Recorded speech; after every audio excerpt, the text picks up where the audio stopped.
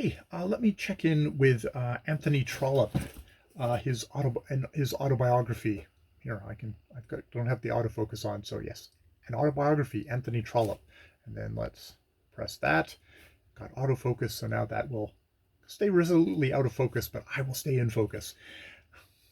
See, I'm a booktube professional. Um, where Let me start off with chapter two and then do a bit of part of chapter three. Chapter two is about his mother who comes back from America and decides, okay, this, father is basically completely ruined by this point, not going to be able to contribute monetarily at all, publishes a book on her travels in America, um, which, Trollope's like, she didn't get a lot right. She's not very good at facts, but she wrote from the heart, and there's obviously a great appeal there.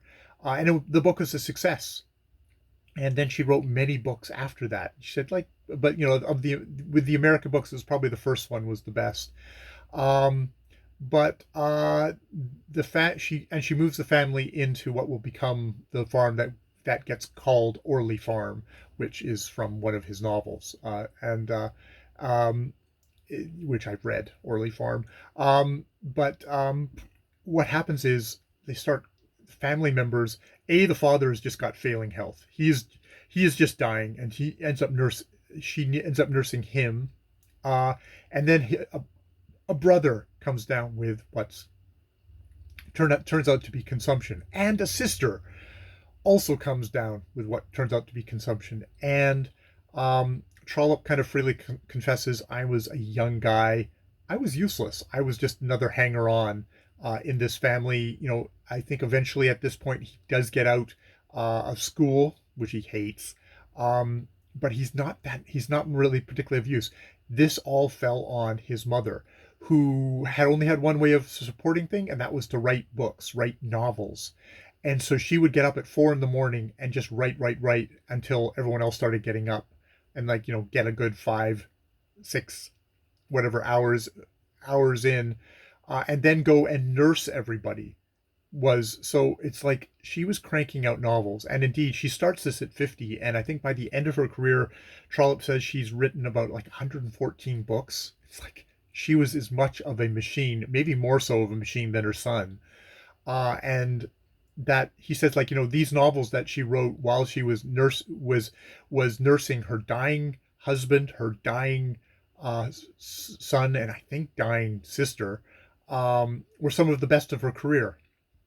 So it's like, Jesus, we whine about kind of NaNoWriMo. It's like, oh, I have some family obligations, or I've got a little bit of work to do. I can't make, do 50,000 words in a month. It's like, oh, yet again, one of the Trollope family just completely putting the rest of us to shame.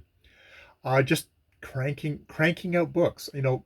Their quality, I don't know, that they're not particularly celebrated today, unlike her son's is maybe a part of a commentary on that. But she supported the family. She supported the family. So we have that. And then in chapter three, we're starting into Trollope and his post office years. He At first it looks like he might end up as a soldier in I think it's South Africa, which would have been a complete disaster, judging by how good Trollope is at stuff. I mean, he was a big fellow, but I don't think so. Luckily, she had a friend whose uncle or father ran the post office and was able to secure him a clerkship for, I think it's a measly like 90 something. Is it probably a year, probably 90 a year, which a year or a month, one of the two, but whatever it was, trying to live on that in London is also going to be a big issue. So Trollope isn't going to suddenly be flush with money because he's got a job now. He's still going to be scrabbling around. But he says, at the same time that this was going on, ever since from when he was a kid, he was left to his own devices. Didn't have, what was he going to do, because nobody wanted to play with him. As a boy, even as a child, I was thrown much upon myself. I have explained, when speaking of my school days, how it came to pass that the other boys would not play with me. I was therefore alone, and had to form my plays within myself. Play of some kind was necessary to me then, as it always had been. Study was not my bent, and I could not please myself by being all idle. Thus it came to pass that I was always going about with some castle in the air firmly built within my mind. Nor were these efforts in architectural spasmodic, or subject to constant change from day to day. For weeks, for months, if I remember rightly, from year to year, I would carry on the same tale, binding myself down to certain laws, to certain proportions and proprieties and unities. Nothing impossible was ever introduced, nor even anything which, from outward circumstance, would seem to be violently improbable. I myself was, of course, my own hero. Such is the necessity of castle building.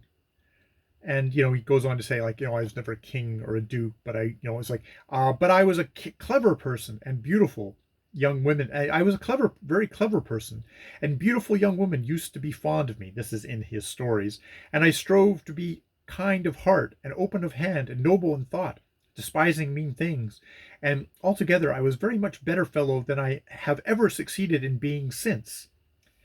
This has been the occupation of my life for 6 or 7 years before I went to the post office, and was by no means abandoned when I commenced my work. So this isn't just something that he's been doing like as a child, young child, kind of making up stories in his head. It's like, no, he's been doing this since childhood, all the way up to I think it's like 19 or something like that, joining the post office, and continues it there.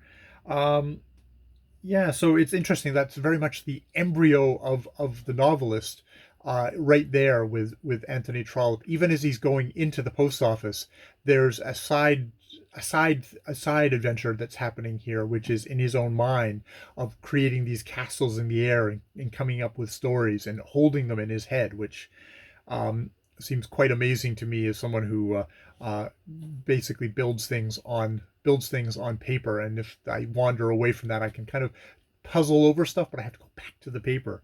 But yeah, I just thought that was like a little interesting thing of like, oh, there's Trollope, despised boy who no one was wanted to be friends with, making castles.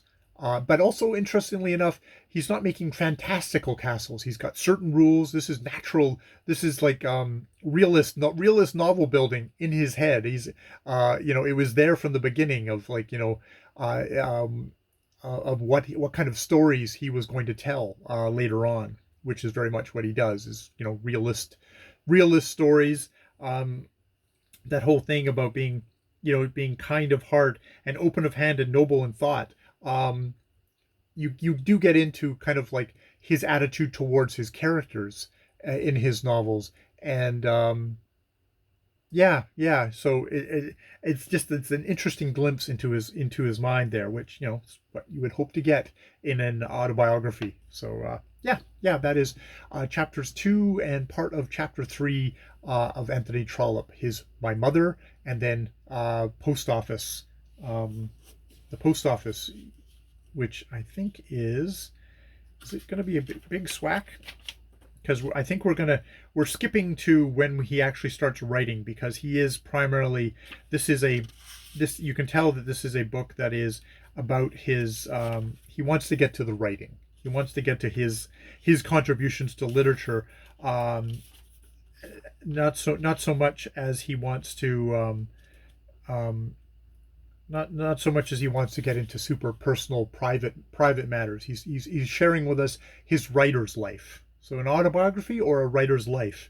Um, so yeah, it's the General Post Office from 1834 to 1841 is this section, and then page 51. We are Ireland, my first two novels from 1841 to 1848. Which were not successful novels, but that's the start of him writing. So by chapter 4 of this book, which is 20 chapters long, we've hit the actual writing of the books, which is, yeah, fascinating in itself. All right, I will leave it there. More videos later.